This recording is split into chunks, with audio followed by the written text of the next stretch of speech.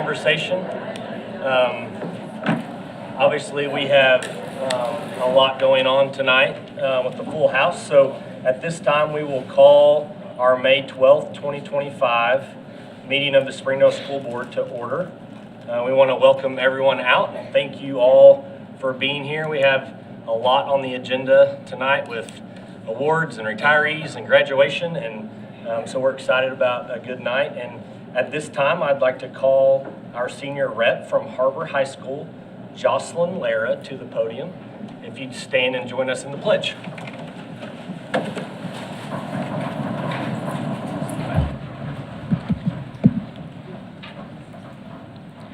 I pledge allegiance to the flag of the United States of America and to the republic for which it stands, one nation, under God, indivisible, with liberty and justice for all.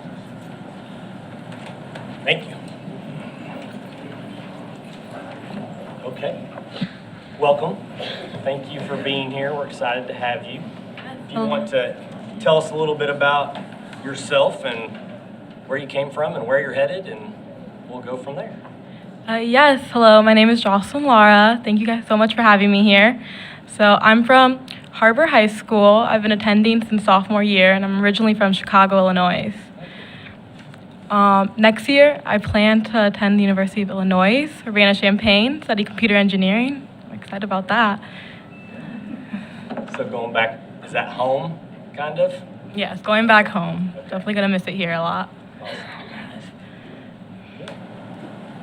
Well, tell us a little bit about what you've enjoyed most about your time at HAR-BER. I've definitely enjoyed the community the most. I know I definitely didn't go to middle school or junior high here, but I've been so welcomed since my sophomore year. I've been able to get involved in so many extracurriculars like debate and senior class council where I've been welcomed, and I made so many friends and memories through those communities and groups. So what's graduation going to look like looks like you're in several AP classes. Yes. So tell us a little bit about that. So we have 2 more tests on Wednesdays, and then we're done. Okay. Home stretch. Okay. Yeah. Awesome. Or do you guys have any questions for Miss Jocelyn? I love that you mentor younger kids. Even though you didn't go to those schools, you go and help those kids, and I think that's really cool. No, yeah, our debate program definitely likes to be connected with a lot of the elementary schools. And so tagging along, you need to see like the younger kids and how they react to Springdale's district is great. And they're all so fun to be around, so joyful. That's awesome. Are you the one that brought the camel to HAR-BER the other day? Anybody else, board? Do you have a favorite teacher? I would say Mr. Fink, although I love all my teachers. Good answer. Good answer. Do you have any parents or anybody here with you tonight? Not tonight, no. Okay. Well, thank you so much for being here. We appreciate it, and we wish you all the best back in Chicago. And I know you'll do great, and you'll have to tell us all about it one day. Okay, thank you guys so much for having me. Thank you. Good job.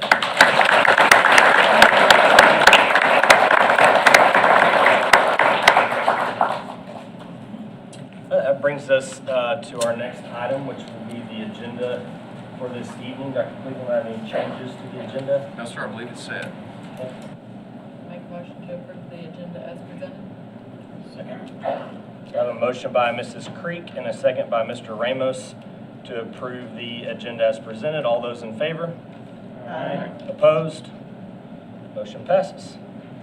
Brings us to item C, our consent agenda. Have any changes to that? Any questions? Make a motion to approve the consent agenda as presented. Second. I have a motion by Mr. Hutchinson and a second by Mrs. Cook to approve the consent agenda as presented. All those in favor? Aye. Opposed? Motion passes. Brings us to our presentation by Dr. Cleveland. Thank you, Mr. President. Thank you all for being here tonight. This is a great night full of celebrations. The first one maybe not so much of a celebration except for the fact that we are a democratic nation, that we get to have an election. The election is tomorrow. And we have 2 people that are running. Mr. Bell's term is up, but he's running unopposed. I think that's the best way to run, Mr. Bell, for any kind of an election. Thanks. And Mr. Ramos does have an opponent, and I was always told you run scared or run unopposed. Those are the 2 best ways to run. And so Mr. Ramos is running also, and the election is tomorrow. And polling places, do you know what time they open and what time they close? 7:30 to 7:30. 7:30. So tomorrow evening, we'll either have Mr. Ramos return, or we won't. And so, Mr. Ramos, No pressure yet. we'll see how he does. So, good luck to you. Thank you. Mr. Ramos. He'll be back. Great board member, and wish you the best of luck. Appreciate it. Item B, I'd like to acknowledge Teacher Appreciation Week was May 5th through 9th. Teacher Appreciation Week, it's a shame that you only get 1 week out of the year to be appreciated, but I know everyone in this room appreciates all teachers every single day. I know 5 years ago when we all were going through a very difficult time, every single person was appreciated every single day because kids were all home. Maybe now not so much, they're not all home, but at the end of the summer break, Dr. Lofton, moms and dads will be appreciating teachers again because they'll be ready for them to come back to school. So I know that May the 5th through 9th was a great time, and you got all lots of goodies. National Teacher Appreciation Day was on May the 6th, so it's a great time to recognize officially teachers. It's also it's a good time to recognize our teachers of the year this evening and to recognize our retiring teachers. I know it's bittersweet for all of us to have teachers who retire, but you worked a long time. And we wish that there was a better way to acknowledge all of your work and determination than just a clock and just at a board meeting. But I can tell you, every single relationship that you have with the people that are in the rooms next to you and the children that have come through your doors, that's a lifetime legacy. And I know all of you know that. So, we did have National Principal Day. It was just one day, and that's about all you deserve, Dr. Bob. I'll tell you that. Isn't that right? Dr. Creek, you got a camel for that. Anyway, I'd like to recognize that. I'm teasing about the principals too, because it takes a lot of work on principals too. So I'd like to recognize that today. So I know a lot of people are standing and crowded. If it's okay with you, Mr. President, I'd like to start recognizing our certified staff retirees. Is that okay? You bet. I am going to wait. There are a couple of administrators who are retiring, so when get to the name, I'll wait for you last, if that's okay. And I don't know where you are in the crowd, so when I say your name, what we'd like for you to do is, if you don't mind, I'll say the number of years that you have in the district and the number of years you have total, and then we'll invite you up front, and one of our board members will hand you your gift, your token of appreciation, if you will, and then we'll have a picture made, if that's okay, and then maybe at the end, are we all going to go outside and take a picture? Okay, are you all okay with that, and have a class? Okay. All right. First, 27 years of Springdale School District service and 32 years total in teaching from George Junior High is Kimberly Rammel.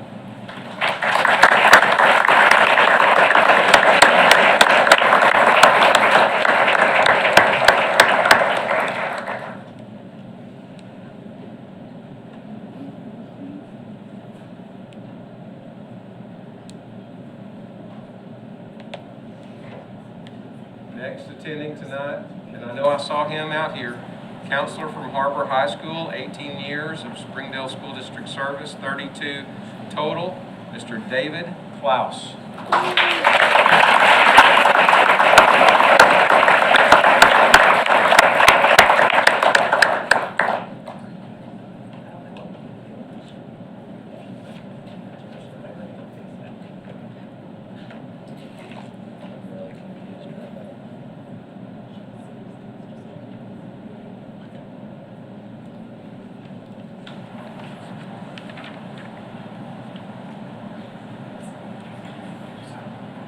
Next at the door, I see her over there.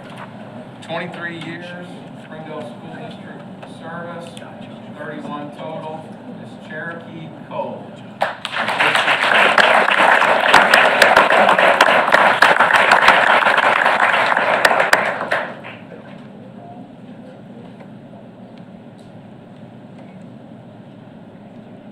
From HAR-BER High School, 17 years of Springdale School District service, 17 total teaching, Miss Deborah Davis.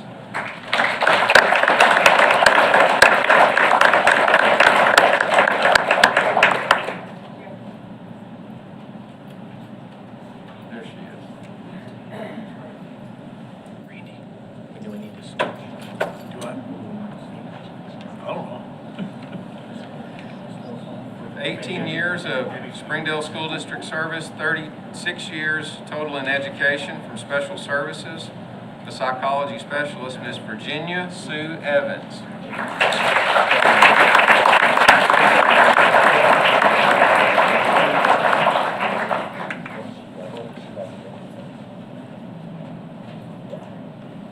Just let me know when the name is, because I gotta grab it.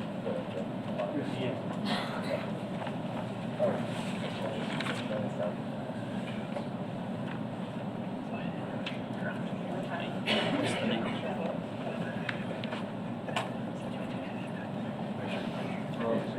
Helen Tyson Middle School with 37 and a half years of service as a counselor, 37 and a half years total, Miss Dara Henderson.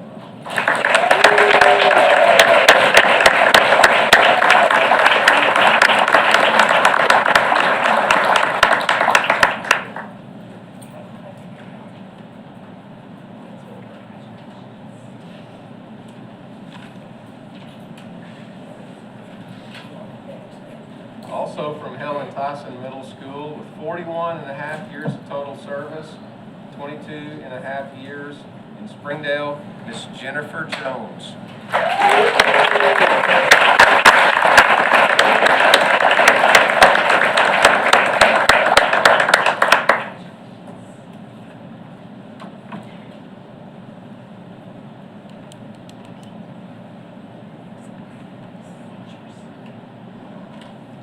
With 24 years total in teaching, 13 in the district from Monitor Elementary, Miss Lisa Latin.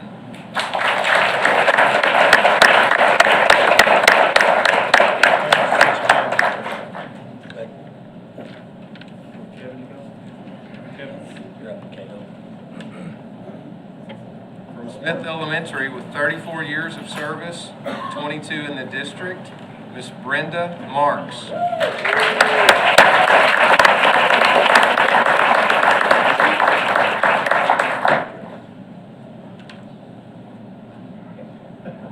He's trying to float it on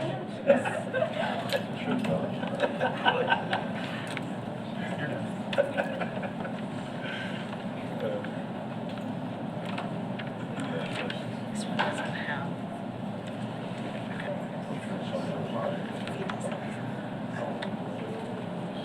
McCartney. Yours is shaded.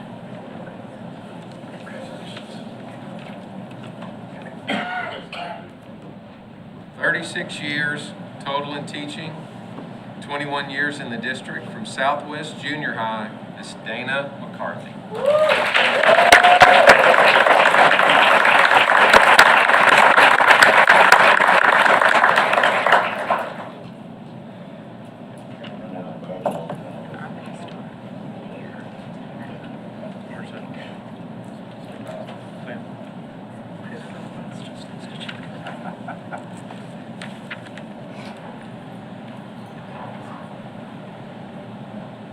From Tyson Elementary with 26 years of service, all in Springdale, Miss Angela Mount.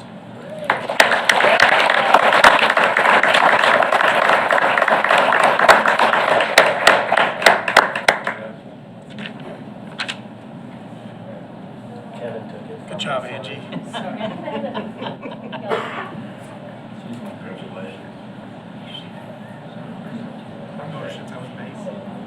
From SHS with 37 years in teaching, 14 in the district, Mr. Douglas Owensby.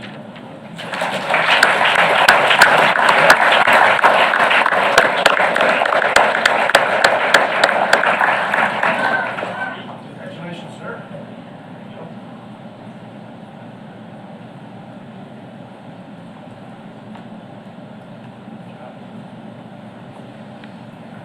If you like music, everyone's going to know this one. With 36 years total teaching, 20 years in the district, Miss Denise Parkhurst.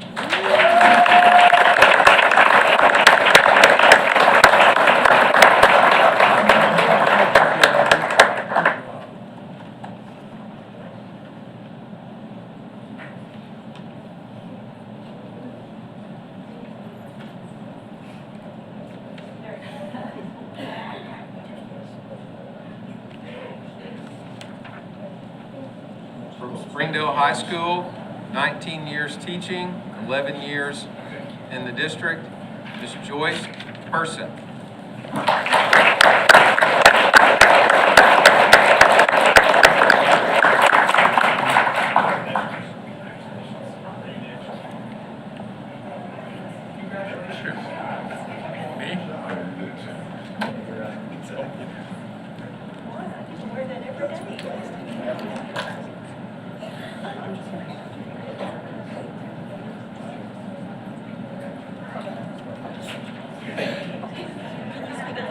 I'm trying.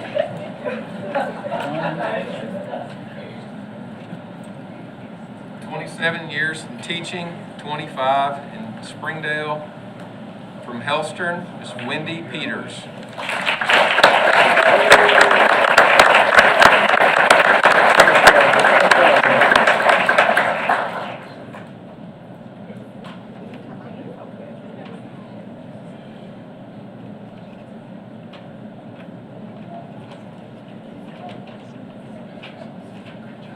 With 29 years total teaching, 26 years in the district from Young Elementary, Miss Christy Powell.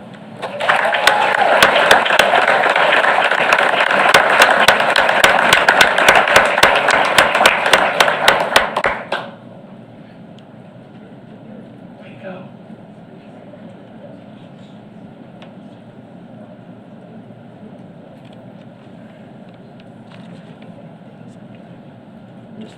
Years total teaching, 37 years in the district, Miss Joy Ryan Jones.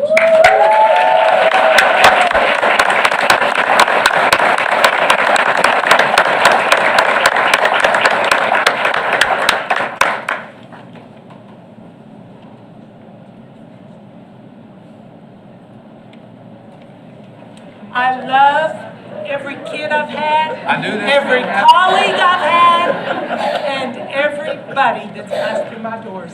Thank you for a wonderful.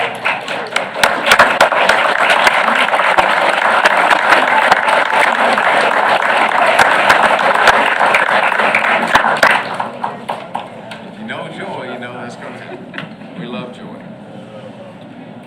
With 34 and a half years in the district, total teaching, 19 years in the district. From Monitor, Miss Linda Skates.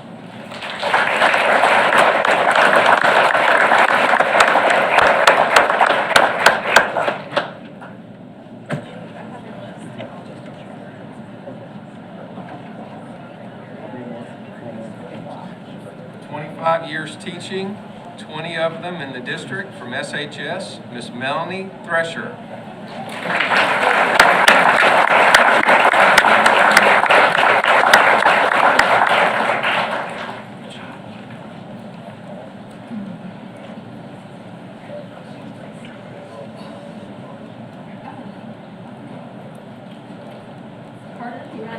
From Hunt Pre-K, 30 and a half years teaching, 19 in the district, 19 and a half actually, Miss Darla Trollinger.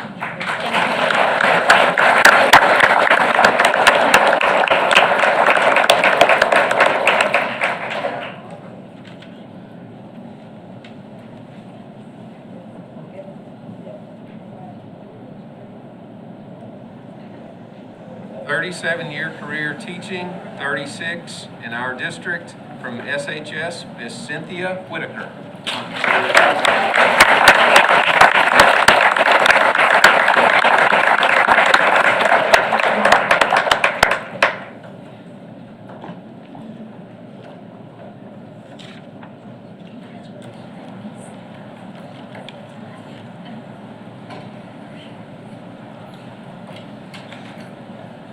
26 years teaching, 11 in our district, from Don Tyson School of Innovation, Ms. Jamie Wilson.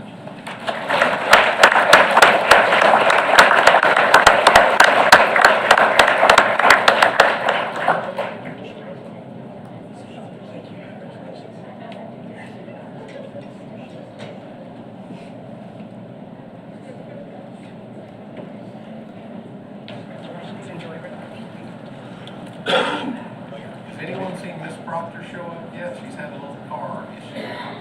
She was on her way. Okay, she had a little car issue on the way, so she's not going to come.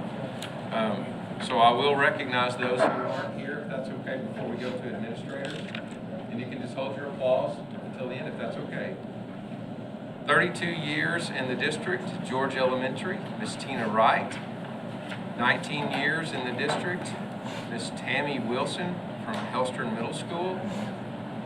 21 and a half years teaching, 11 and a half in the district, Miss Julie Tucker. Helen Tyson Middle School, 26 years teaching, 12 in the district, Miss Brenda Swift. Miss Wanda Proctor, 32 and a half years teaching, 20 and a half months in the district. I hated that she couldn't be here because of the farming situation. From HAR-BER High School, 27 years teaching, 17 in the district, Charles Noakes. From Bayari, 20 years teaching, 10 in the district, Ms. Joanne McDonald. A longtime teacher, 34 from Southwest Junior High, 34 in the district, Ms. Jill Maneri. From Harp Elementary, 28 years teaching, 20 in the district, Ms. Tansy Lindman. 27 years in the district, Miss Debbie Keene from Tyson Elementary School. We'll miss her for sure. From Central Junior High, 38 years in the district. 38 years, 20 in the district, Miss Celeste Kramer. And from Elmdale, 29 years teaching, 29 years in the district, Miss Lisa Casey. And 38 years teaching, 10 in the district, from SHS, Mr. Bill Rasher. We give them all a round of applause.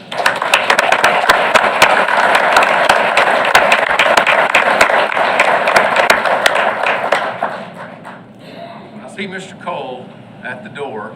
I know he's not a man of many words, but I would like to at least give him the opportunity to speak if he would like. He's been a district administrator. He's been a building administrator for us. He's been a former athletic director in another district. And we'd like to recognize you, Mr. Cole, for 40 wonderful years of service. And you've given 16 great years of service to Springdale Public Schools. And if you would like to speak, we'd love to have you. And if not, we understand. We know you don't always like to do that. So we want to give you the opportunity if you'd like. Years of coaching and years of being an administrator, I just say I appreciate the opportunity here. I appreciate the many things.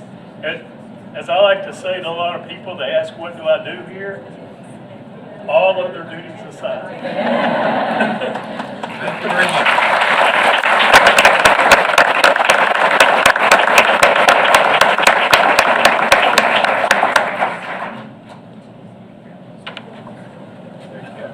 We also have another retiring principal, and she also does not want to speak, but I do want to recognize her if she's here, Miss Heather Cooper.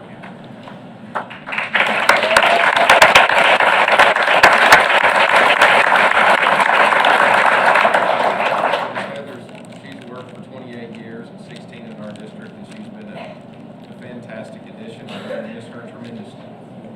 Absolutely tremendously. Ms. Cooper, if you've changed your mind, you're welcome to it. I guess I would just like to say that I truly am a firm believer that God has a path for all of us, and I feel very blessed that God brought my path to Springdale. I can't thank you all enough for letting me serve here. The students, the staff, the families, they've definitely blessed me way more than I could ever get back to them. It's been a true honor. So thank you. Thank you.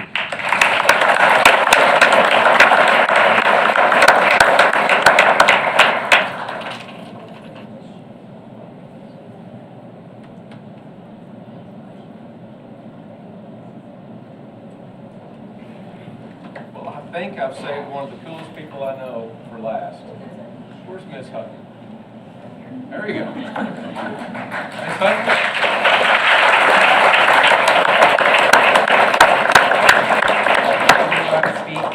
She does. Yes, I do want to speak. I'm not sure what she's going to say. You just never know, do you? She's worked for 38 years. It's all been in Springdale, and I think At Elmdale. all at Elmdale, which is very unique. So, Yes. I was a teacher at Elmdale for 18 years, assistant principal for 4, and this is my 16th year as principal. I absolutely love my job. I always have. There has never been one day, not one day, that I sat in my car and did not want to go inside. I love my job. This is like the biggest decision I've ever made in my life. I still love it. I'm going to love it when I walk out the door. And so I just want to say thank you. I too believe that God put me on this path, and I believe that He set me at Elmdale for a purpose. I love my kids. I love my staff, my family, and I did ask them to come and join me today, because they're family. This is family for me, y'all. I never thought that I would have the opportunities that I have had here. I have grown and matured. You want to say, everybody always says, yeah, I'm one of those kids, but y'all don't understand. I really am an Elmdale kid from the time I was raised, and I think that's God's plan. He taught me, and I was able to do this job. And I just say, thank you so much. Thank you. Thank you. Congratulations.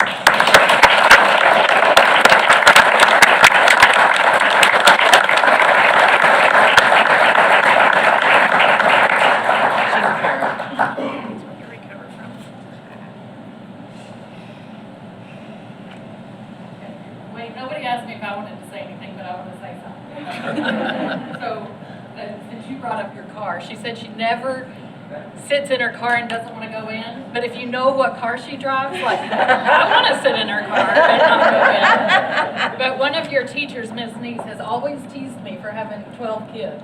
I don't really, but I guess I have too many to keep up with, because one day I was a little late picking my boys up, or maybe a lot late, and I pulled up to the school as they're getting in the back of the bright red Camaro, and they are still mad at me to this day that I wasn't just a little bit later so they could get a ride home. But in all seriousness, I have never seen somebody work so hard. She is there before the crack of dawn every day, and like that day when I was late getting my kids, she was still there and still making sure that all those kids were taken care of. Thank you.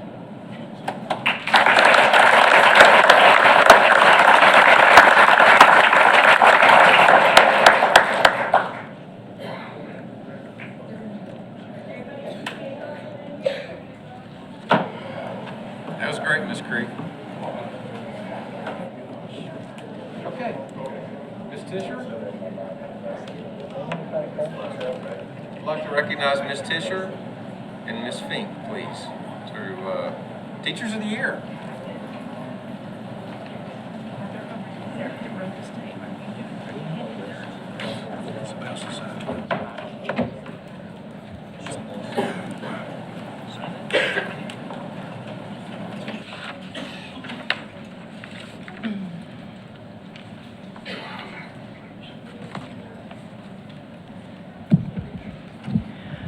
Well, good evening, board. We are here tonight, excited to celebrate our 25-26 Teachers of the Year. As you know, we have really amazing teachers here in Springdale. In just a moment, you're going to have an opportunity to get to meet 32 of them. Each of our schools have a process for how they nominate a Teacher of the Year in Springdale. So after that process, at each of the buildings, they submit their names to the curriculum and instruction team. And once they've selected their teachers, they send their name to us. And then we send them an application to fill out. And once those applications are completed, we ask a neutral team of people to come in and score the applications. They score the applications for content and conciseness, And they use a rubric, a 5-point rubric to score the applications. And I can tell you this year the competition was very, very tight, and the decision was very, very difficult. We were very, very impressed with the applications that were received. So without further ado, we are going to announce the 25-26 Teachers of the Year as soon as Trent's team comes back in and can take pictures for us. She's coming? Okay. You got your phone? We're good? Okay. All right. So teachers, when we call your names, we ask that you come forward, and the school board members will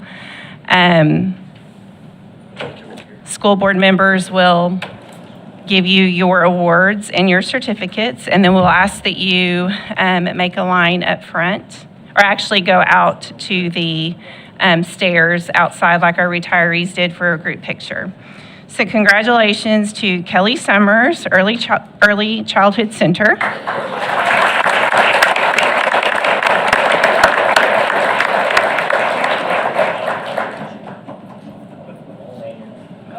Yes, and Teachers of the Year, if you will go ahead and remove your lanyards prior to coming up to receiving your awards, that will make the process speed up along.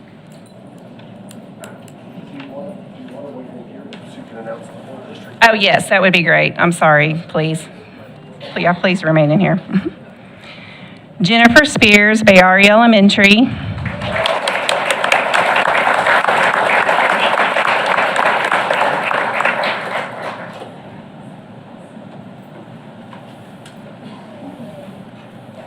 Tiffany Deerenwater, Elmdale Elementary.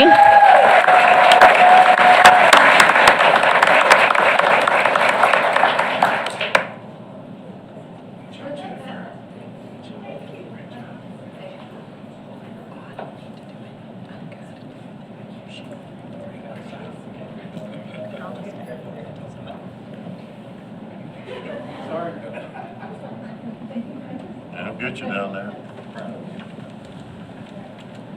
Emily Laney, George Elementary.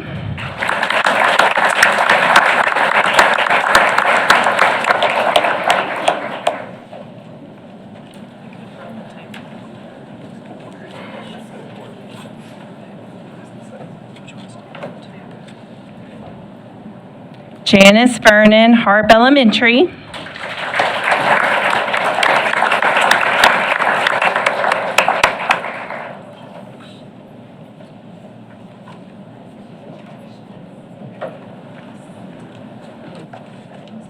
I'll just finish it.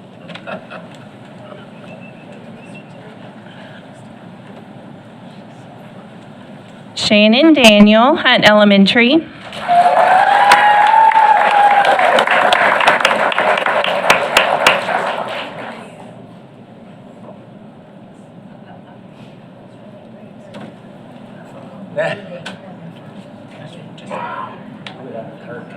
Sarah Penalto, Jones Elementary.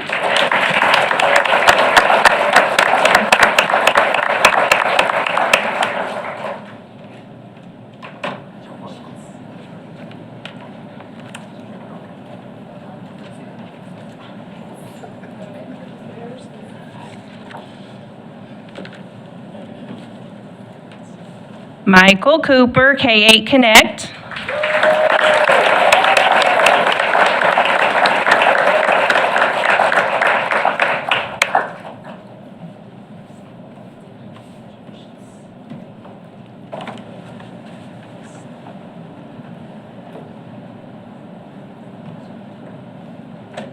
Kennedy Washburn, Knapp Elementary.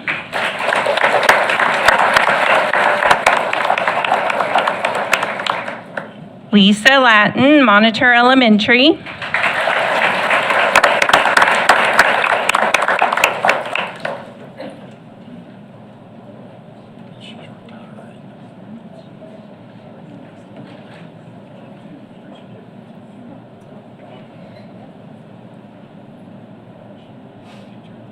Tanae Berry, Parson Hills Elementary.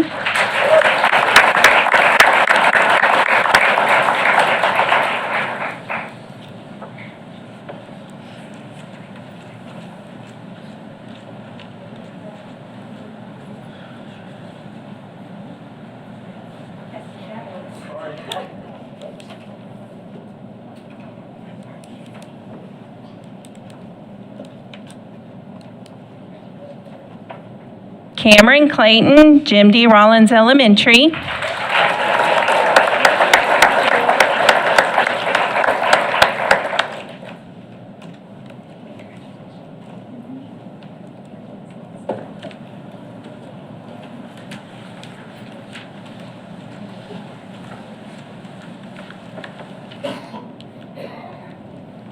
Emily Hartness, Shaw Elementary.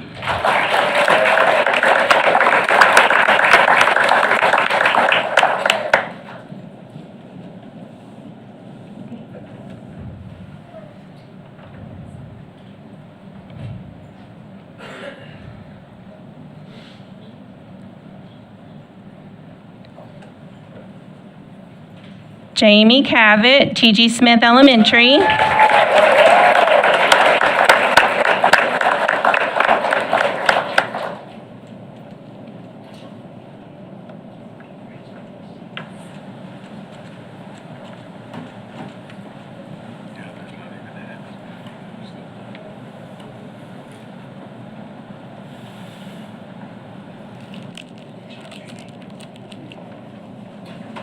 Lila Aguilar, Sonora Elementary.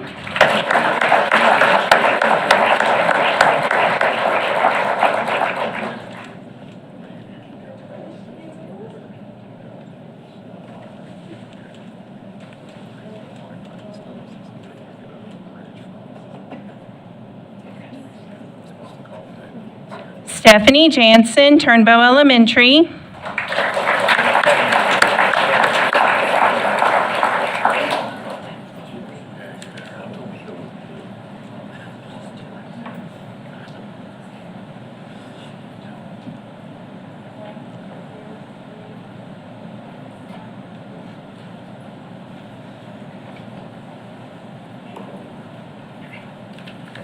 Holly Morris, Tyson Elementary.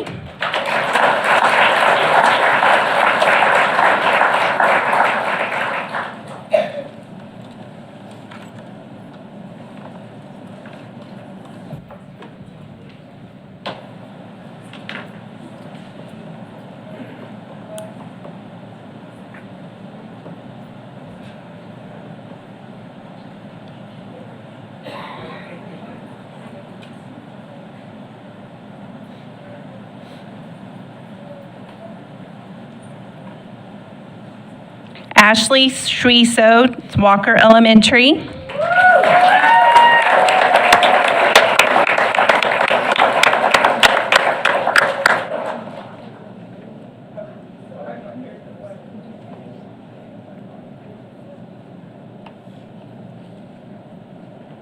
Michael Stewart, Westwood Elementary.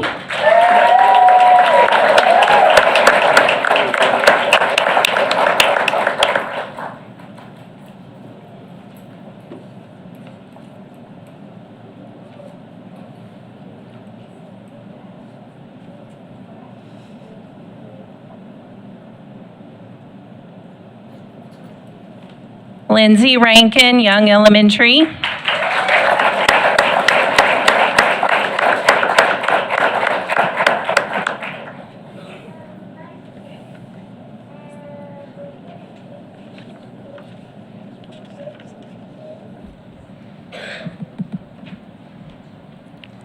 Todd Holland, Helen Tyson Middle School.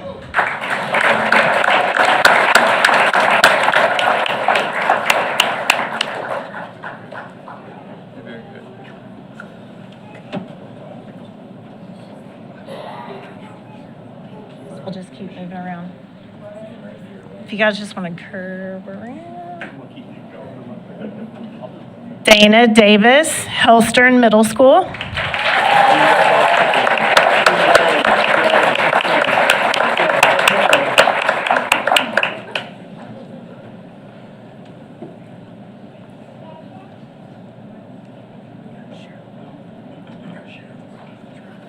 Paul Walker, J.O. Kelly Middle School.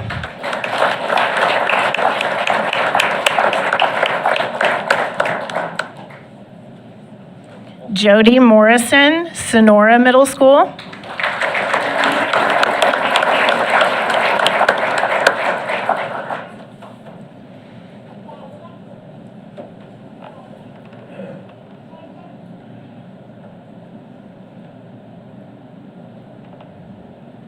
Anna Geller, Central Junior High School.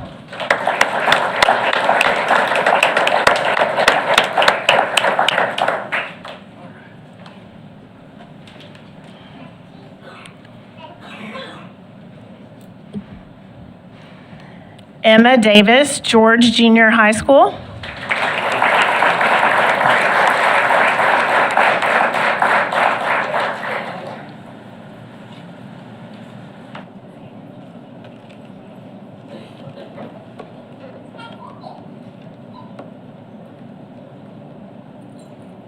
Jamie Stallings, Lakeside Junior High School.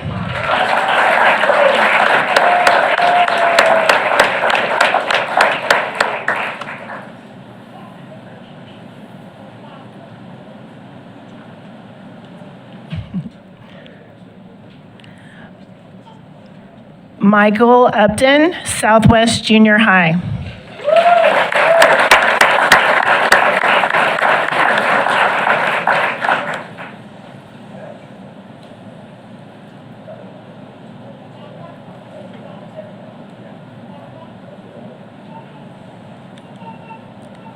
Avery Williamson, Don Tyson School of Innovation.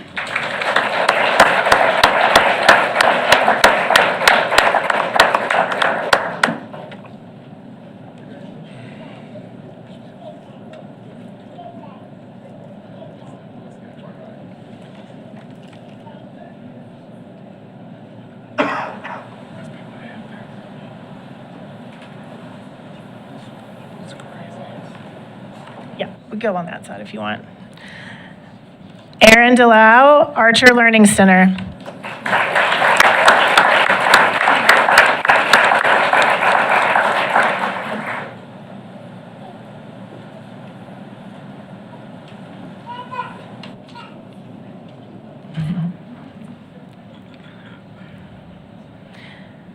Sabrina Garcia, HAR-BER High School.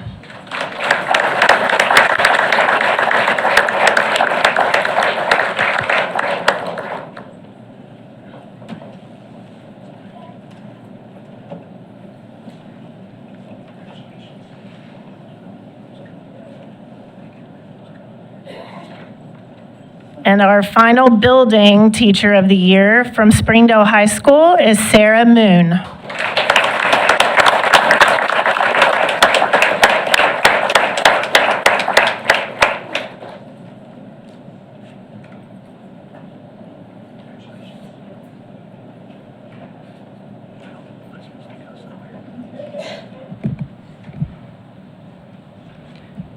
So our 25-26 Springdale Teacher of the Year winner applicant wrote, "Inclusion in elementary schools is more than a belief. It's a daily intentional practice that shapes the academic, social, and emotional development of all students.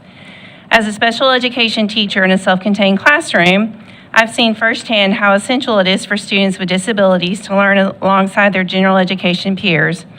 Inclusion fosters empathy, encourages cooperation, and nurtures a true sense of community. It also provides access to rigorous academics, peer modeling, and belonging for students who often face the greatest barriers." She's had the privilege of serving on the behavior committee, where she worked alongside general education teachers and school leaders to develop a behavior management plan designed to support all students, not just those with IEPs. Their focus was on creating inclusive environments and strengthening peer relationships so every child could access the curriculum in a meaningful way. Her role included co-planning lessons with general education colleagues during weekly PLC and CTM meetings, training peer buddies to assist with communication and mobility needs, and facilitating classroom discussions around inclusion and respectful friendship. A key goal of hers throughout this work has been to empower general education teachers to feel equipped and supported in working with students with disabilities. When special educators are included in school-wide planning and leadership, she brings deep expertise in differentiation and individualized instruction, tools that benefit all learners. Inclusion is not the work of one educator, it's a collective commitment. When special education teachers are empowered to lead and collaborate, they build school cultures where every student is seen, supported, and celebrated. Congratulations to Springdale School District's 2025 Teacher of the Year, Bernice Young Elementary School's Miss Lindsay Rankin, CBI teacher.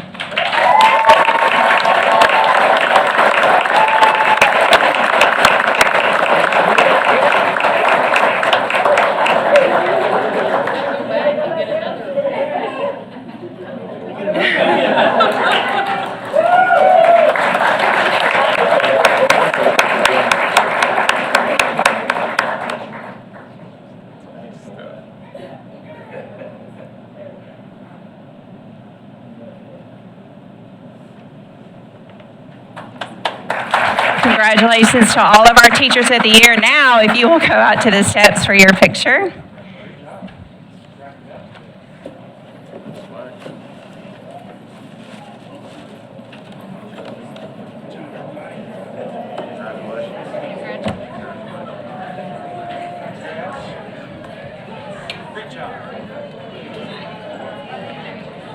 Are you going to make it to your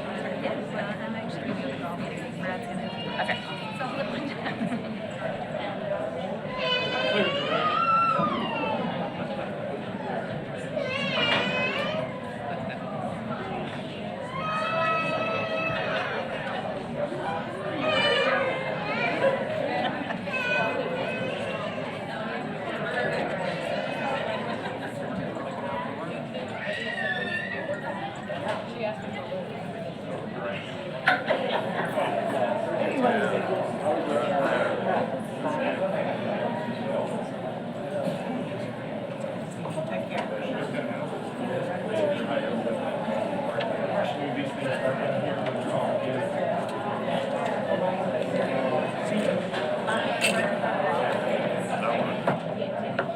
Yeah. I'd say principals, grab them on your way out, make it easy. Yeah.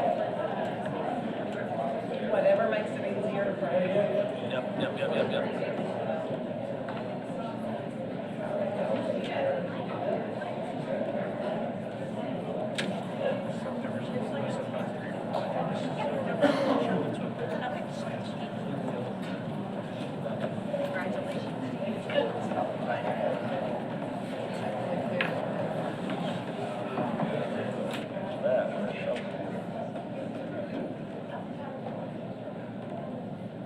That clears the room. It did? Hopefully the air will.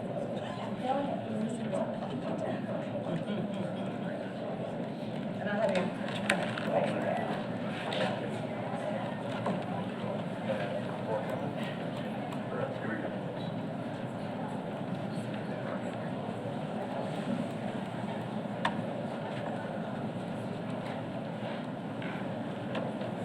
It's pretty bad when there's a line to get out of our meeting.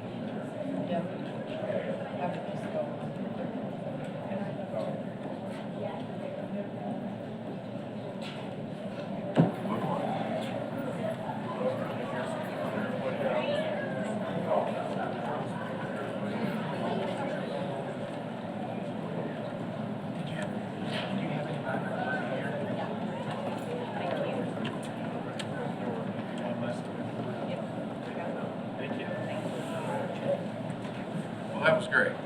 Awesome. Thank you all for participating the way you did. I know it means a lot to teachers and principals that their teachers are celebrating where they were. We have another celebration. New era has begun. Parson Hills Elementary School. I'd like to introduce you to Miss Katie Wilson. Miss Katie, if you'll come to the...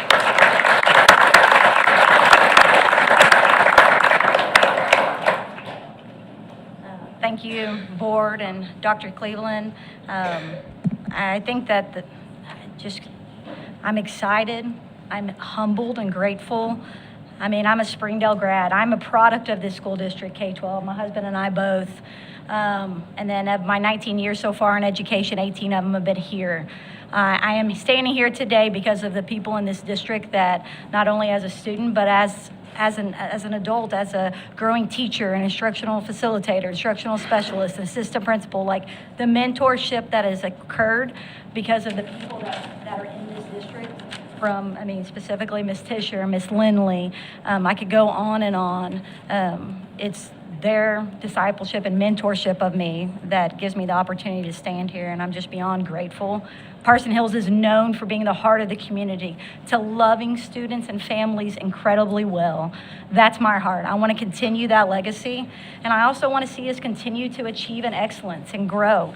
I'm hoping a year from now, I expect a year from now for you to be up here and we're talking about our top 5% growth in the state. I expect it to happen. We have the team. We have the people. I'm just grateful and humbled for the opportunity.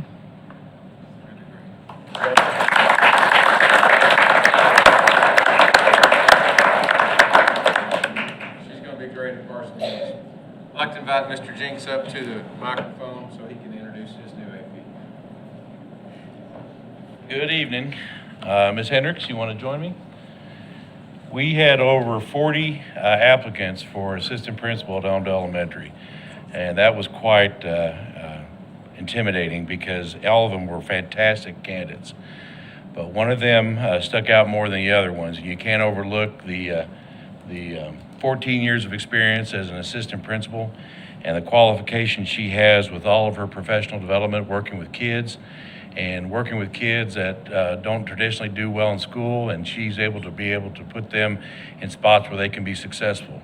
Her biggest challenge is working with me, and so I want to tell you that Nobody said no, did they? that's the point we're supposed to object or something, I don't know. But I look forward, yes. I am blessed and honored to be able to work side by side with Ms. Hendricks, and so if you'd like to say something, go right ahead. I'd like to begin by thanking Dr. Cleveland, School Board, Ms. Fink, Dr. Smith, Ms. Tischer, and of course, Mr. Jinks. I'm so excited to continue the legacy at Elmdale. I've gotten a lot of texts since that went out last week of, I went to school at Elmdale. A lot of people are really excited to see the things that have happened, but it's going to be big shoes to fill with Miss Hutton. She has created such an amazing legacy there, and I know that Pete and I are going to do a little differently, but it'll be fun. We're going to have a lot of fun building the culture there and continuing all of the wonderful things that are already at Elmdale. I'm excited to get out and walk that neighborhood. It's fun to be in a neighborhood school with houses around me so that I can walk and go and see all of the kids and their families. So I'm just super excited to see those kids and get ready. So, thank you.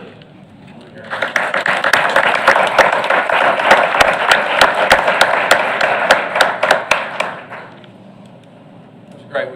We just reloaded those two schools, and we're happy to have such great quality administrators already in our own district.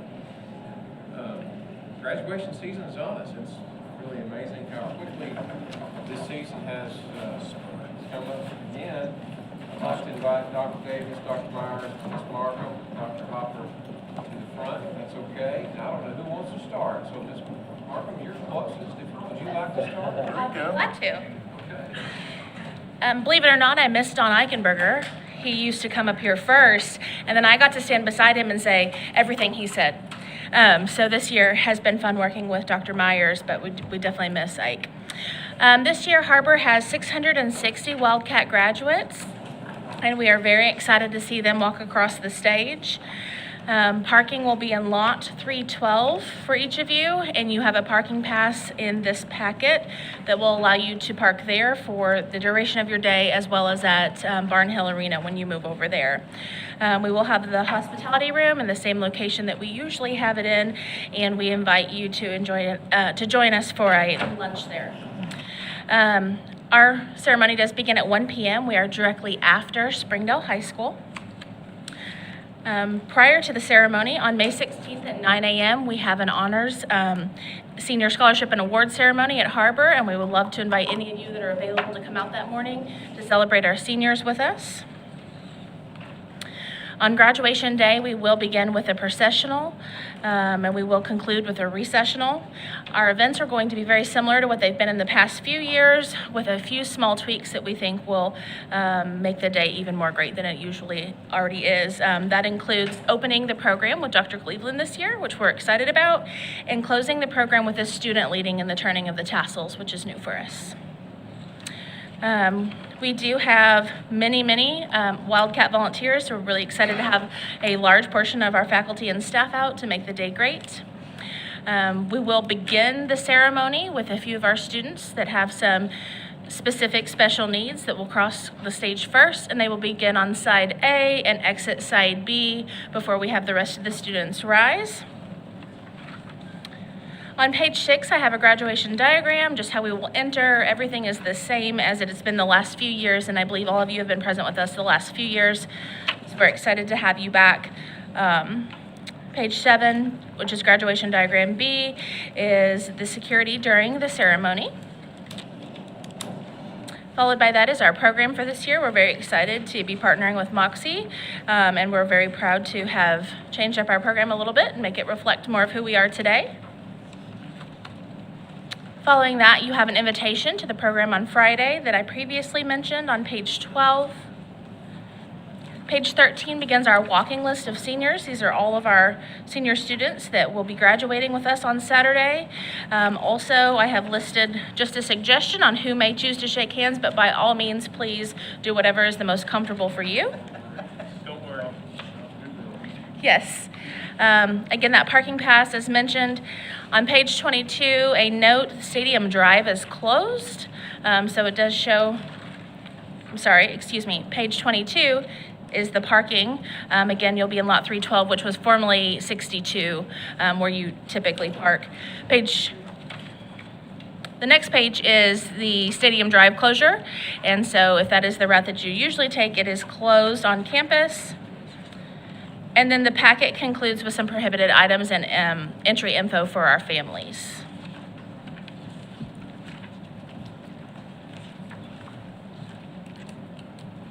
Does anybody have any questions about HAR-BER graduation?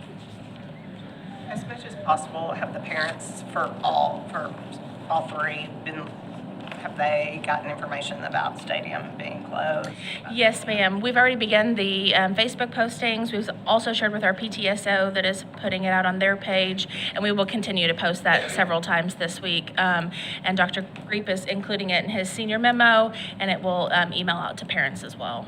Is there another graduation after Eve? No, ma'am. Okay, so we can stay in that lot? You can stay in the lot. Yes. Get up stadium. True. Yes, you can stay in the lot. Thank you. Thank you, guys.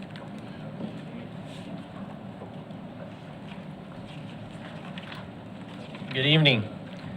I am Remington Myers, Assistant Principal at Springdale High School, and our graduation will be occurring first thing in the morning, 9 a.m., Bud Walton Arena. I also included the parking pass. It's, once again, the lot is now named 312. They renumbered all their lots, but it's the same lot that you're used to. We will have our hospitality room available to you starting at 8 a.m., so you can plan on eating breakfast at Bud Walton Arena. And then going through the packet, we have our commencement exercises. We will not be doing a processional or recessional. The students will be seated as they arrive, and then you all will walk in, and that'll be the start of the commencement ceremonies. Page 3, we have over 70 volunteers that'll be helping have a smooth process, so we're excited about that. We have the seating chart and the walking order as you come into the arena. The order of events on page 5 is just a more detailed account of what will be happening during the commencement ceremony. Then page 6, you have parking information with the maps, and all this parking information has been shared with seniors and their parents, and we'll be sending out reminders throughout the week so they're aware, especially with that Stadium Drive closure that we were made aware of. Page 9, this dress and behavior. that is expected of students. Page 10, we have 9 students with accommodations that will be sitting on the front row. We'll be starting with them before we go to our student council. Students will follow them, and then the rest of the student body. Then we have our prohibited items, clear bag policy. Page 13, this is what our program's going to look like. We'll have those printed out and be handing those out to guests as they arrive in the arena. And then starting on page 19 is the walking order of the students. And we have suggestion here, but glad to see you all had a chance to hone your handshaking skills tonight with all the awards that were given. You guys did a great job, good preparation for Saturday, so we're excited for it. The main thing is, if you pay attention to the west side and the east side, if there's somebody in particular that you want to shake their hand and give them their diploma cover, pay attention to which ones will be on the east side or the west side. Any questions about Springdale High School's graduation ceremony?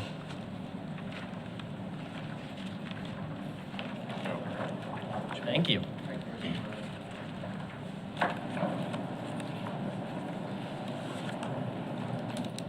Good evening. Don Tyson this year is excited to have y'all join us in Barnhill, as always. We do not have tremendous changes this year from years in the past, so hopefully that'll make it a simple, smooth transition for you all. Like our 2 previous school partners mentioned, Stadium Drive will be closed. It will, however, if you are familiar with the football stadium, there is on the northeast side an entrance to a parking garage that goes behind Walton Dormitory that used to be the athletic dormitory. That driveway is where the closure begins, and then it ends at Meadow Street. So the pit parking lot is still accessible from Stadium Drive. And then Meadow, it will reopen. So if you were to drive from Bud Walton to Barnhill, you could come on Razorback Road and then come up Meadow and move your car closer to Barnhill if you choose to do that. And the parking pass, we all collaborated this year on one parking pass that you can use at every venue. So if you do move your car, just leave that pass and you're set for Bud Walton and Barnhill.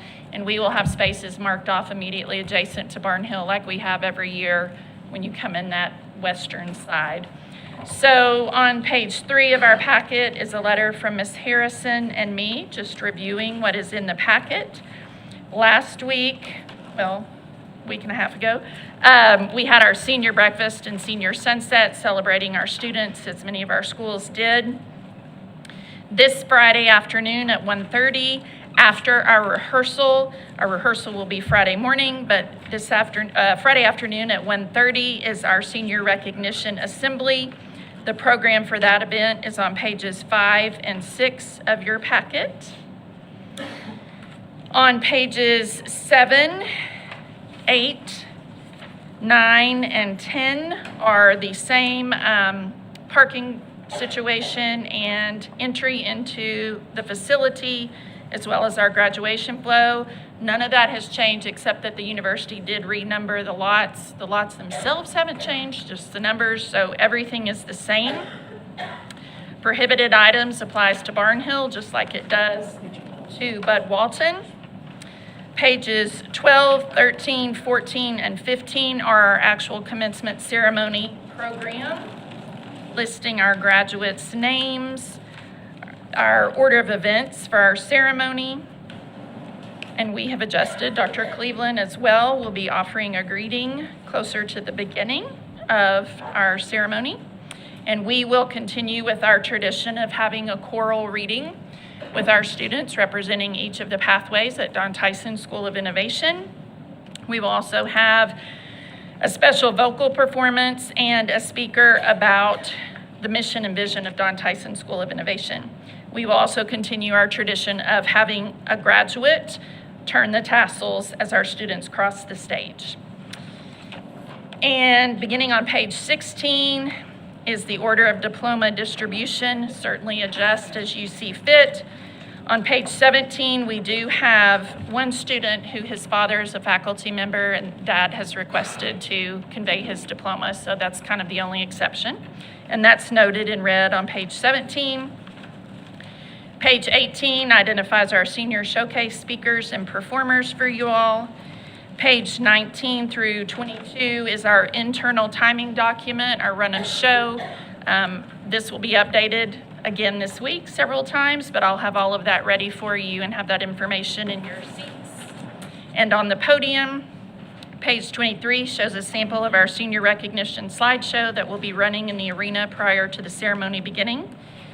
And then your parking pass. How many kids are graduating? I'm sorry. I'm sorry, how many kids are graduating this year? We have 253. On one thing, you don't have me, and on another thing, you don't have Debbie. So I think you need 11 seats on the stage, not 10. Okay, thank So you. And I'm sure it pulled from last year when I wasn't there. I will correct. Election. Thank you. No, I missed her. Thank you. Anything else? Thank you. Hey, Remington, how many kids are graduating from Springdale? Did I miss that? 611. 611, okay. 611. Well, good evening, everyone. What's your turn graduating? Well, Ms. Tischer told me to tell you 250, but that would not be true. We probably have about half of that. So we're working, and I always like to surprise you at the last there just a little bit. So we hope it's going to be a really surprising number, but we're still working towards it. Yes. One part's not true then. Ms. Tischer told you a number? No, the part that's not true is that it's 250. Ms. Tischer did tell me to say that. Yes. Stories change when people get on the mic. Anyway, so yes. Anyway, but we are excited about the Archer party. Graduation that we'll be having Friday night, and so we're really looking forward to a great time. It will be very similar to it's been in the last few years. Wednesday we'll celebrate with our senior celebration. We're excited about that. We'll start at 9:30. If you'd like to attend, not until 11. 11 is when we'll have the awards ceremony and then the graduation. You can see a little information about that on page 2. Page 3 walks you through kind of what the evening will look like at graduation. What you just need to be aware of is 6:30 is when we'd like for you to get there. We'll have some small refreshments for you at that time. And then we'll get started right at 7, and we hope to be finished within an hour. You can see a copy of what our program will look like on page 4. Little information from the Springdale Police Department on page 5. We will be using the open gate system very much like we use tonight here at the Springdale PAC. I'm very excited about on page 6, you'll see that this year we have a student speaker. This is not something that we have done in my time at Archer before. We're excited, we're nervous, but we're really looking forward to it. He's been working really hard, and so I'm excited for you all to be there for that. We always like to share some of the great things that's going on. We just had 2 more kids sign up for the Navy today, so we got a lot of kind of fun things to acknowledge this year, and so we're excited about that. Page 8, you'll see you'll park in the same area where we've parked every year, just there on the side of the PAC, and come in there. And then page 9 just goes through where we'll be in the building as well as what the flow of diplomas will be on the stage. We'll have a list for you that evening since our list is not finalized yet, but I don't know if there's any questions, but I think it'll be all the same, and we'll be ready for all the fun that will happen. Thank y'all so much. Great job. Yes.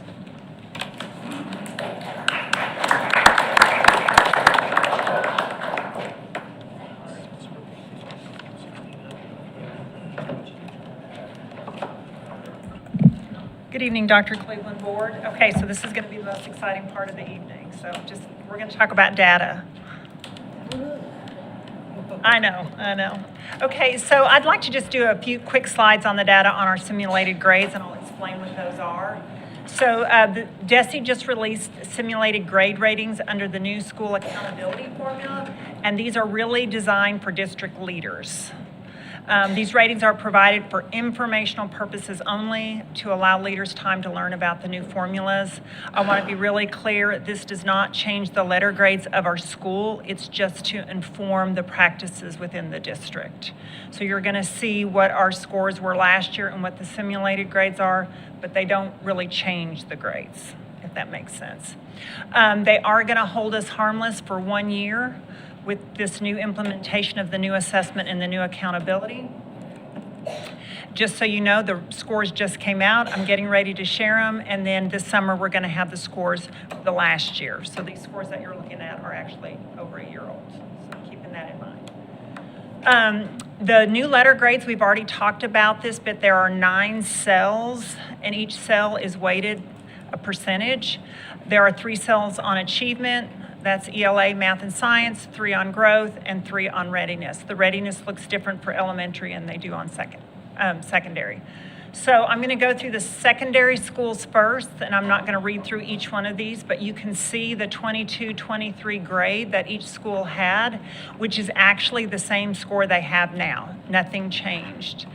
But based on the new formula and the new accountability system, they presented us what our scores would have been for the 23-24 school year had they issued this accountability system. So I'll give you a minute just to look at how those scores changed.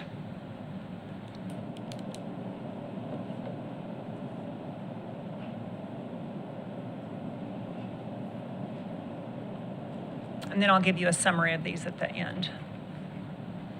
So again, we're still living on the scores of 22-23. Those have not changed. Okay, now I'm going to go ahead and move to the elementaries.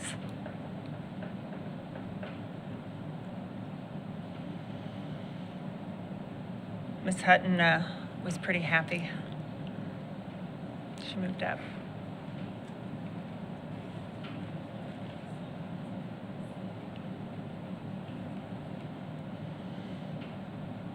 So as you can see, a lot of our schools moved up, a few of them went back, and then many of them stayed the same. So now that the administrators have an understanding of the new accountability system and how everything works, now they're set up nicely to start preparing our students and our staff for next year. Just a quick summary, 15 of the schools stayed the same, 8 went up a letter grade, 5 went down a letter grade, and George Junior High actually went up 2 letter grades, so very proud of them. Again, this is not the new letter grades. I have to keep saying that because it is not something that is published, but we just wanted you to have an insight of what was happening with the new accountability system. Any questions? It was exciting, wasn't it? Okay, so now for the real fun part. So East is very large in our district, and we actually have 2 leads, Miss Brittany Berry and Josh Worthy. They are amazing. They help coordinate everything in the district in regards to East, so I'm going to have them come up. After them, I'm going to have Mr. Rodney Ellis come up and talk about signing day.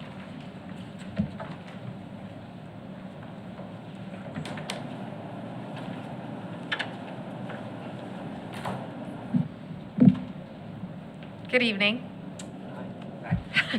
We'll be rather quick and get to the good part, which is the kiddos that came with us. But I think we do have some slides, so we'll just do a... There we go. All right, so we had another great and fantastic year, which is always, just the dual objectives of growing our kiddos and then building a better community in the process. So we just threw up some highlights from the year. Springdale High School and Helen Tyson was recognized as the Community Partner of the Year for the Children's Safety Center. Lakeside Junior High and Sonora Elementary contacted the International Space Station last month. Astronaut Nicole Ayers, who had been up there for about 2 weeks. We got to contact her through ham radio, which is just using the airwaves. And she got to do her first spacewalk last week as well. And it's kind of cool to see her up there because she's a former Air Force pilot, but also just a volleyball player, just a student, who grew up and said, hey, I'm pretty good at math. I think I want to be an astronaut. And so that was a great experience. And then you can see some of the students at John Tyson accepting an award in the fall for their Tiger Talk podcast from the RCAST Awards. So just like all over, kind of doing amazing and wonderful things. Just kind of a selection of projects from across the district, students doing wonderful things and learning in the process. I always like to put at the bottom not even all of them, couldn't fit them all in there, but a lot of the community partners that programs across the district listed as organizations and individuals that they've been working with this year. And I always like to highlight that the kids are doing wonderful things, but those people are doing wonderful things for our students. Those are individuals, experts in fields and across our community who are coming into our schools, sharing their knowledge and their skill set and their career fields with our students and providing such an invaluable service to them. And in return, the students are able to also provide an invaluable service with real life projects that are making a difference for people in our community. And so, as every year, this last March, right before spring break, we traveled to Hot Springs to participate in the National East Conference. All 24 of our East programs loaded up on the bus. We didn't have any flat tires this year. It was a success. But most importantly, and this hadn't happened in a couple of years, but one of our schools was awarded the Founders Award, and that was Westwood Elementary.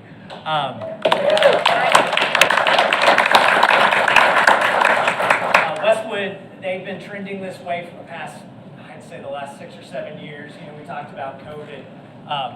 Through the leadership of Lynette Curzon, I don't think I think when the pandemic hit, she took everything up to another level.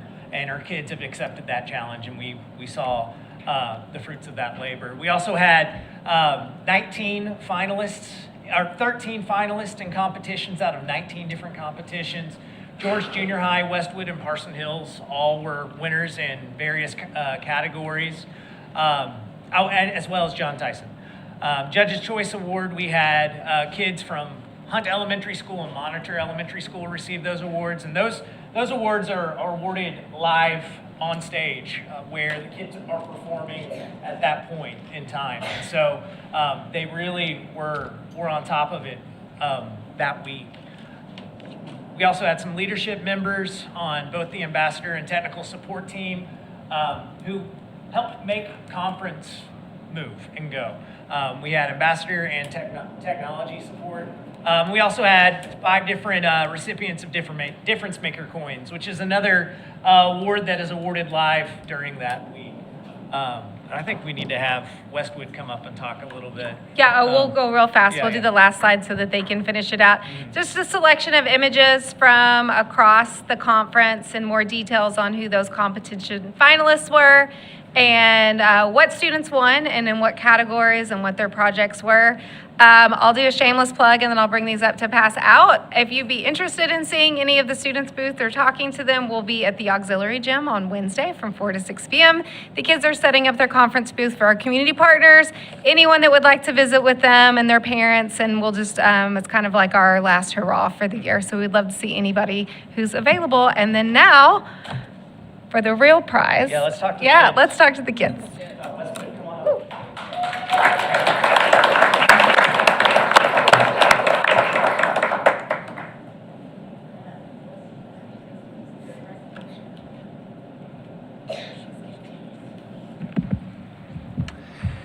Hi, I'm Riker Burkett, and this is my East Conference story. So, I was one of the kids from my school chosen to speak in front of 1,000 people, over 1,000, and I was giving them this big speech. There we go. Much better. Well, turns out Westwood, out of the 3 schools, was going last to speak. So I was sitting in the dark for an hour with nothing but a chair and a leaky orange Gatorade. Now you would think speaking in front of the people was the hard part, but no, that waiting was the hard part.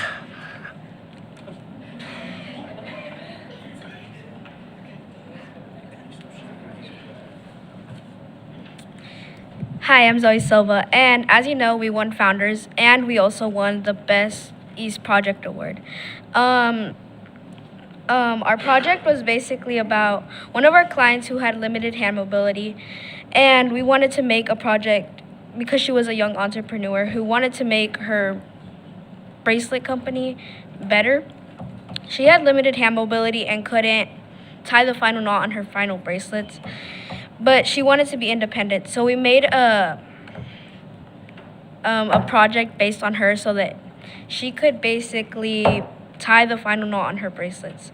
So we made interchangeable rings, and then we added some planning areas and measurements so that she could basically just figure out how to make it. And so the measurements are for the rings, which is the most important part, because the rings hold the bracelet, and then this part holds the slits so that she can tie them. And then we also added a drawer, if I can get it open, a drawer so that she can keep all her stuff. And we just wanted to make her dream come true so that she could be independent on her own.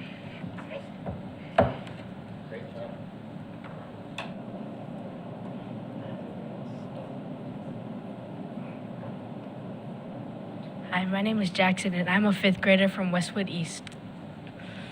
And I started East from 3rd grade, and really I was a learner in 3D printer and wanted to use the 3D printers. So in 4th grade, I started learning about the 3D printers, but advanced on and started teaching other kids how to learn how to use the printers and operate the printers and get them ready for prints.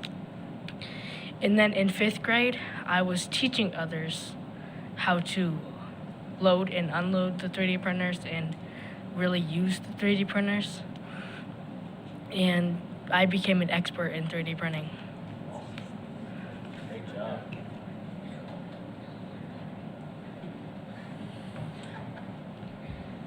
Hi, my name is Caroline Crumby, and my East experience, I was in East since 3rd grade, and in 3rd grade I really wanted to go to East Conference.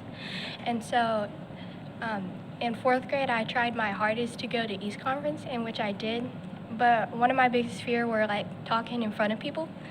And I did good in 4th grade, but I did a lot better in 5th grade. That it's made me do other stuff, like I sang a solo at my church, and I'm gonna sing a solo at our 5th grade graduation. And so Westwood East has really impacted me on other stuff. And yeah. Good job.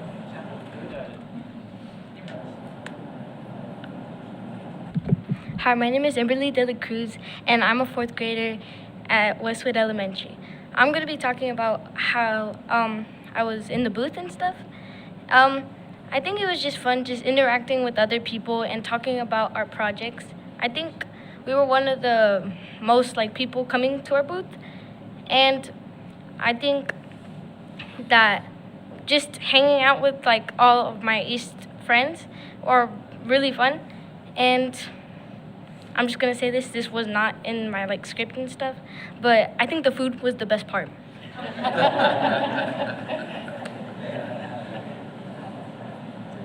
Great job, guys.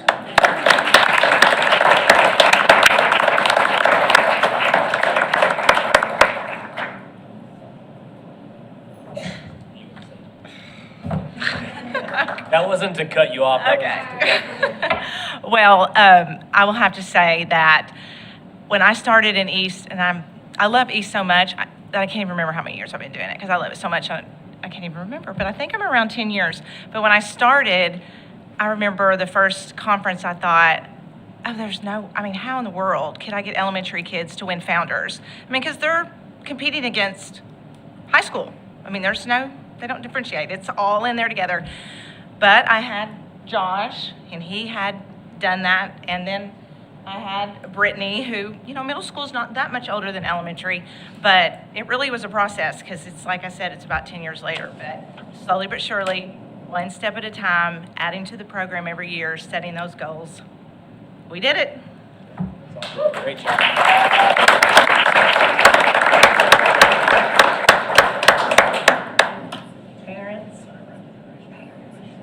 Parents here? Stand up, parents. It's a lot of extra work.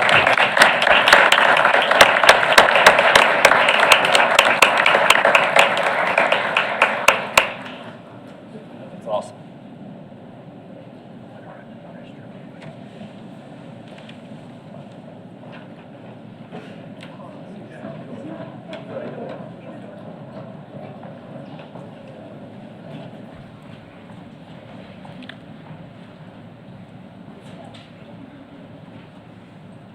president has abandoned us. Yeah, you banned us, didn't you? Okay.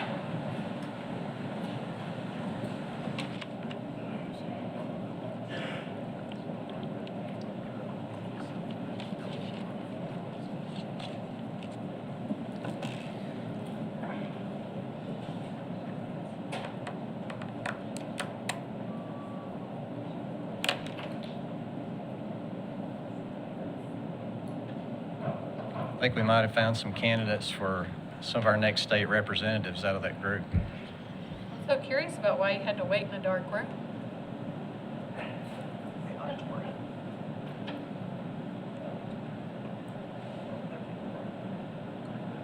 He said he had to wait.